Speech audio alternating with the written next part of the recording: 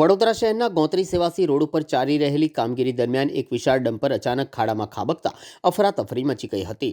સદનસીબે આ ઘટનામાં જાનહાનિ ટળી હતી, પરંતુ પાલિકાના અધિકારીઓ અને માનીતા કોન્ટ્રાક્ટરોની લાપરવાહી સામે સ્થાનિકોમાં ઉગ્ર આક્રોશ જોવા મળી રહ્યો છે। ગોત્રી સેવાસી રોડ ઉપર પાલિકા દ્વારા ખોદકામની કામગીરી ચાલી રહી છે। આ કામગીરી દરમિયાન સુરક્ષાના પૂરતા સાધનો કે બેરીકેડનો અભાવ જોવાનું પ્રાથમિક દ્રષ્ટિએ જણાઈ રહ્યું છે। કોન્ટ્રાક્ટર દ્વારા કામમાં દાખવવામાં આવેલી બેદરકારીને કારણે જ આ દુર્ઘટના સર્જાઈ હોવાનું ચર્ચાઈ રહ્યું છે। રસ્તા પરથી પસાર થતું ભારે ભરખમ ડમ્પર અચાનક જમીન ધસી પડતા કે ખાડામાં ઉતરી જતા ફસાઈ ગયું હતું। શહેરમાં ઠેર ઠેર ખોદાયેલા ખાડા અને નબળી કામગીરીને કારણે જનતા પરેશાન છે। ચર્ચા છે કે પાલિકાના ઉચ્ચ અધિકારીઓ અને સત્તાધીશોના આશીર્વાદથી જ કોન્ટ્રાક્ટરો મનસ્વી રીતે કામ કરી રહ્યા છે। નિયમોનું ઉલ્લંઘન કરવા છતાં પણ કોઈ દંડ કે બ્લેકલિસ્ટની કાર્યવાહી નહીં થતાં ભ્રષ્ટાચારની ગંધ આવી રહી છે। હવે જોવાનું એ રહેશે કે આ ઘટના બાદ કમિશનર આ મામલે તપાસના આદેશ આપી જવાબદાર અધિકારીઓ અને કોન્ટ્રાક્ટર વિરુદ્ધ કડક પગલાં ભરે છે કે પછી દર વખતની જેમ આ મામલો થાળે પાડી દેવામાં આવશે।